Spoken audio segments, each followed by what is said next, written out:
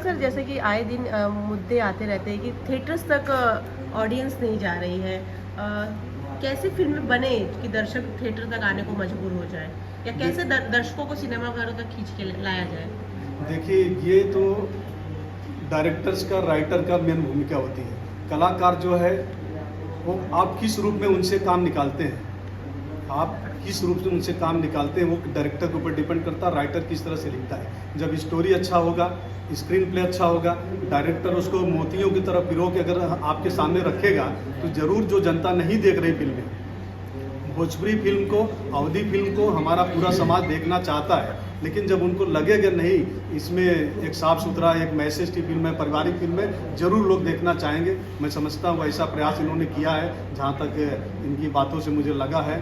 तो भैया मैं समझ रहा हूँ कि एक अच्छा प्रयास है, सफल होना चाहिए, ये मेरी शुभकामनाएं। मैं जानना चाहूँगा सर, आपसे पूछ रहा हूँ, जो पूजा पूछ रही है मैं भी वही जानना चाह रहा हूँ। बेसिकली मतलब ये है, पिक्चर लगती है, दर्शकों को पता ही नहीं होता कि पिक्चर लगी है, ये पता ही नहीं चलता है कि पिक्चर लगी है। यहाँ ही थिएटर में लगी होती है, बगल से लोग जा रहे हैं, उनको पता ही नहीं चल रही पिक्चर लगी, तो देखेंगे कैसे?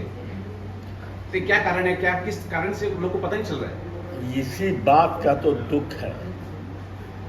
मैं 16 वर्षों तक नायक रहा, आज ये 42वां वर्ष है अभिनय करते हुए।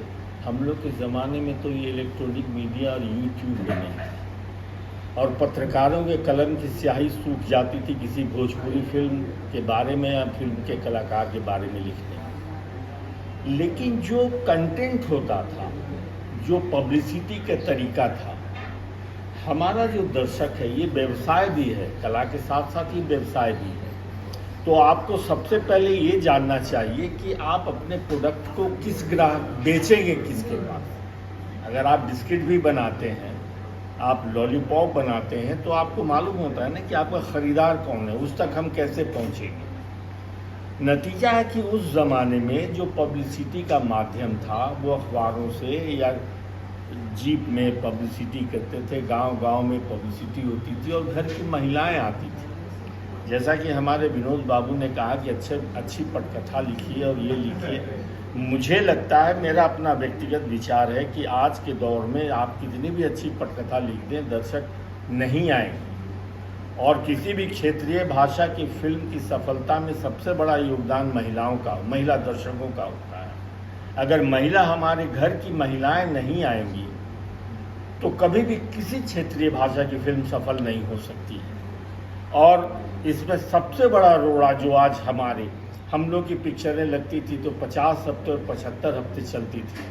15 हफ्ते अगर किसी थिएटर में पिक्चर चलती थी तो हम लोग उदास हो जाते थे कि हमारी फिल्म फ्लॉप हो गई। लेकिन ये जो प्राइवेट म्यूजिक एल्बम बना है, कोई भी गीत बिना सेंसर का कोई भी गा रहा है, कुछ भी गा रहा है और यूट्यूब में चला रहे हैं, तो लोगों तक आसानी से पहुंच जा रहा है।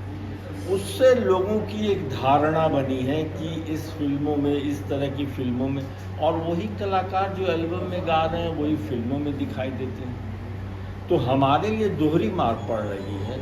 उनके नज़र में हमारी छवि ये हो गई है कि हम अश्लील गीत वाले हैं, हम अश्लील संवाद वाले हैं, हमें अश्लीलता ही दिखाना आता है और कुछ आता ही नहीं। तो ये कहीं ना कहीं जो म्यूज़िक एल्बम इंडस्ट्री है, ये हमारे फिल्म इंडस्ट्री को बहुत बड़ा नुकसान कर रहा है। एक तो मैं आपके माध्यम से सरकार को भी और हमारे तमाम जो दर्शक हैं उनसे भी कहता हूँ, और आप पत्रकारों से भी विनम्र निवेदन करता हूँ कि इस फ़र्क को बताया जाए, डिस्कशन करके, आर्टिकल बना के, कि भोजपुरी इंडस्ट्री और भोजपुरी एल्बम इंडस्ट्री में फ़र्क है, इसको एक नहीं समझा जाए। और नतीजा तो दुख की बात है, चेहरा शर्म से झुक जाता है कि जब हम देखते हैं कि हमारे जो नायक हैं फिल्मों में, उनके बारे में अश्लील बातें, उनके परिवार के बारे में अश्लील बातें। ऐसा दौर की तो कल्पना हमने नहीं की थी, आज हमें उस दौर से गुजरना पड़ रहा है। तो मैं अपने साथी नौजवान कलाकारों को कहता हूँ कि लोगों के दिल में बसिए, लेकिन जब आप लोगों के बीच बसने लगेंगे आपका महत्व ख़त्म हो जाएगा। जब आप कैसे नहा रहे हैं और कैसे चल रहे हैं ये यूट्यूब में आप दिखाई देने लगेंगे, तो दर्शक सिनेमा हॉल में नहीं जाएगा देखने आप। तो ये सारी तकलीफ़ें उससे गुजरना है और उसमें दर्शकों का बहुत बड़ा योगदान होना चाहिए। जो अश्लील गीत हो, फिल्म हो, चाहे कोई हो, उसका बहिष्कार करें। क्योंकि हम चाँद पे चले जाएं, लेकिन हमारी जो पहचान है, हमारी जो रीति रिवाज, हमारी जो धरोहर है, संस्कृति है। अब आप जो गाने सुनते हैं, आप बताइए ना, भोजपुरी से समृद्ध कोई भाषा है जहाँ बच्चा जन्म ले, धान रोपनी करें, आप छप्पर छवाइए, गर्मी, जितने ऋतु हैं उस पर गीत, हर एक क्षण में एक हर एक इस पे किसी भी व्यवस्था में, उत्सव में, उपलक्ष्य में एक गाना है। आप क्या बना रहे हैं, क्या बनाने जा रहे हैं? तो आप अपनी पहचान मिटा रहे हैं। और जिस आदमी की अपनी पहचान मिट जाती है, उसको ज़माना कभी पूछता नहीं, फुटबॉल की तरह ठोकर मारते रहेंगे।